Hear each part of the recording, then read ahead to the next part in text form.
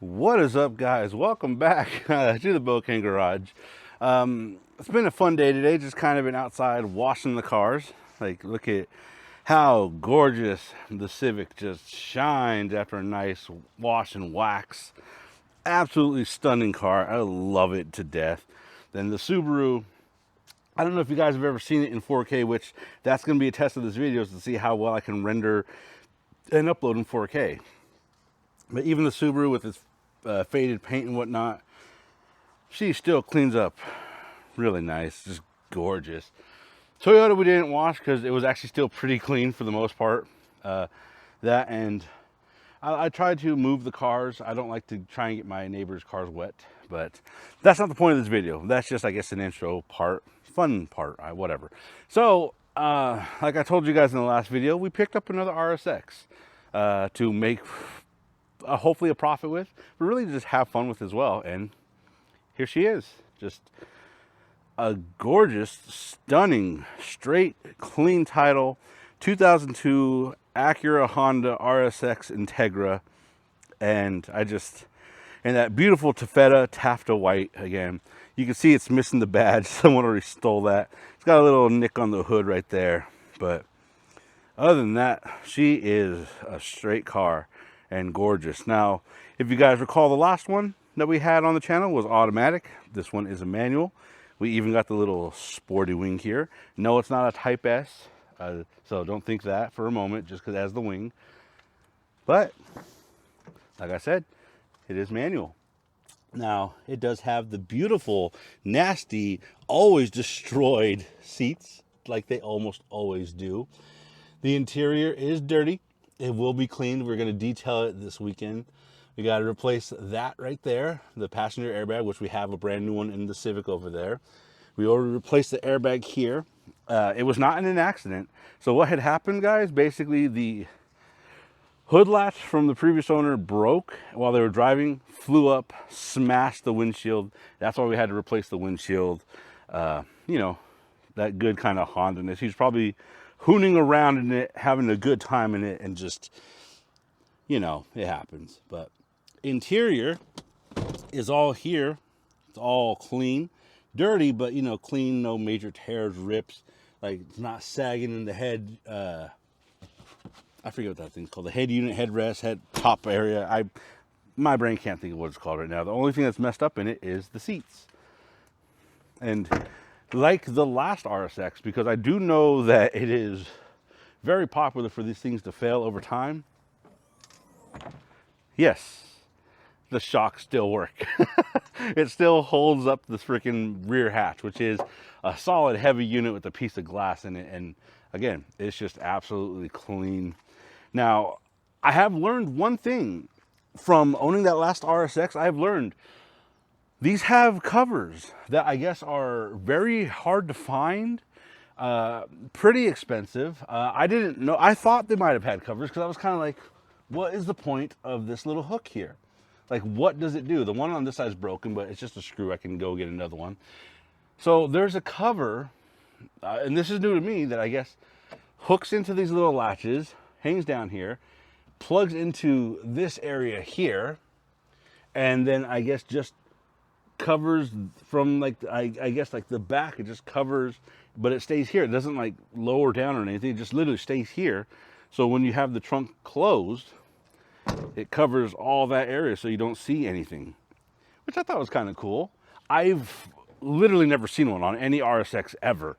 Like, and I've seen many RSXs. I've never seen one. So it's new to me. I guess they're just that rare because people lose them, throw them away. I don't know why you would throw that away, but I guess maybe because you want to fit more stuff back there. I don't know. It's confusing, but yeah.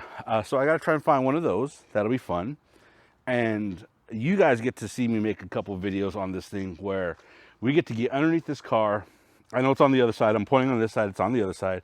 We got to replace both the upstream and the downstream O2 sensor because they're just, it's throwing a code for O2 sensors. I already ordered both, and I figured, why not replace both? And here we come to the engine bay, guys. Just the beautiful, legendary Honda K-Series engine. Now, again, since this is not a Type S, this is just the 2.0 K20 A3 or whatever they are. I'm horrible with the designations. Obviously, it's not the same K20Z that's in the SI over there, but it's a strong running engine, not the fastest. I think these things made like 153 horsepower. They obviously, you could always tune them and you can do a lot more. Like you guys know with K-Series, you can get a lot more out of these things, but just absolutely beautiful in here. Nice and clean, stock, unmolested. Now, the eagle-eyed viewers of you might be noticing that there is something missing here. And yes, the middle support that goes right here that has the hood latch and holds down this AC line and the hood prop and all that is missing, because the old one was bent, destroyed, and damaged. So the previous owner, like I said, remember how I said earlier in the video, this hood flew up, smashed the old windshield, which, by the way, look at that beautiful, gorgeous windshield. Just absolutely stunning. Just beautiful. I love new windshields. They always look nice. But anyways, back to the story. So when I got this car, yes, it was running, yes, it was driving and all that, but I could not get the hood up. Like, no matter what, I could not get the hood up. It would not unlatch, it would not undo, just could not get it up. Like, it would literally come up to about this high, but could not get it open. And then when I got it home, I noticed that the actual bracket in between that, like, the hood latch is connected to, it was only connected by 2 bolts. It was super loose and it was bent. So every time I was like yanking up on the hood, it was actually bending that bracket, like just horribly bending that bracket. So it wasn't unlatching or anything. So I got a new one ordered. It was like, I want to say $120 for the bracket, and then $25 for a new hood latch, because I didn't want to reuse the old hood latch because who knows what kind of damage it had to it. So bought a new one of those. There in the house, we are going to be installing that, because there are a couple videos out there of installations for that, but they're not the most in-depth videos. So I kind of want to do my own in case anyone's run into that issue, so they can know how to replace it, know what to look for, know where to bolt it up. It's pretty simple. There's going to be 3 bolts on the top, 1 bolt on the bottom. However, one thing that I didn't know is that the original T-bracket, I don't know if that's what it's called, that's what I'm calling it, the original T-bracket was welded together. The replacement one, it's not. It's 2 pieces, and I don't have a welder. So what I'm going to do, and you guys get to see in the video, I'm going to drill holes where it's supposed to weld together, and then use bolts or rivets to hold it together, because obviously I don't have a welder. But that's pretty much where we are, guys. Got another Integra, sorry. Wow, the Honda guys are going to shoot me up for that. I'm one of the Honda guys. I chew myself up for that. Got another Integra RSX here, and we're going to mess with it. We're going to do a lot of stuff to it. Get it going, get it gone. Potentially. Because I say potentially because you never know what happens with these things. It's a manual. I love me a manual. It's taffeta white. Not the taffeta white that is, but it's a taffeta white. It's straight. It's clean title. It's a gorgeous car. Tons of opportunities with these things. Like, I may end up falling in love with it. I don't want to fall in love with it. I liked the last one we had, but it was automatic, and you know me, I prefer a good manual. Plus, we might kind of shift gears here when it comes to potential flips. Like, yeah, we're probably going to still sell this. Like, I make no promises that we will sell it, but I make no promises that I'm going to want to keep it either. But the Subaru. Now, hear me out, guys. I love my Subaru. I've owned one before. This is my second one.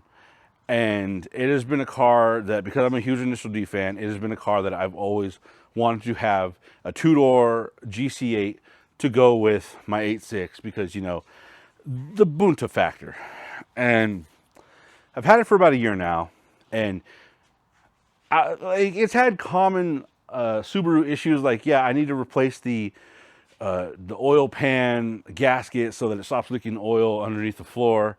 Water pump went out, had that replaced, had the time belt replaced at the same time, because why not? And it's been a fantastic, fine running car. It truly, really has. And I still love it. I think the car is just absolutely one of the most beautiful cars Subaru could ever make.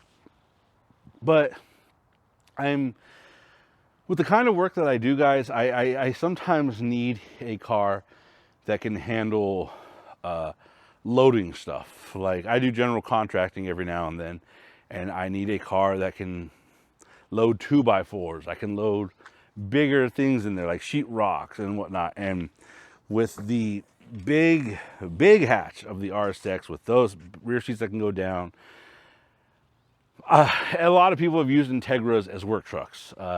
Prism Mike, shout out to you. Like, he uses like Integras, like actual DC2 4-door and 2-door Integras as work trucks. But I've had an Integra and I loved it, but I've always been partial to the RSXs just a little bit. Like, I don't entirely love them. Their dash is just a little bit too minimalistic for me personally. But at the same time, I get it, and especially if I turn it into a work vehicle, then I don't really need the interior to be fancy. And the fact that it's brown, tan, whatever color you want to call that, I hate it. I don't like that, but it would hide dirt from work really well. Like, it would really honestly hide work dirt a lot.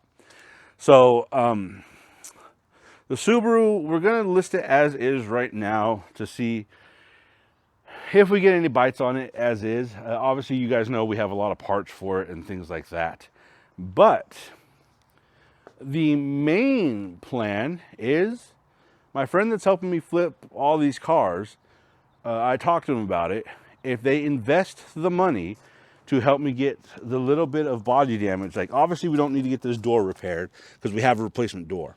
But you see how it's got like the ripple effect right there in the quarter panel? And then on the other side, it's got even smaller ripple effect in the quarter panel, like boom, there. It's very minimal. But if we get the body taken care of, and then they pay for that, and then we get it painted, I'm thinking just, you know, go for the Subaru Sonic Blue that everyone loves. And then I finish doing the black blue interior.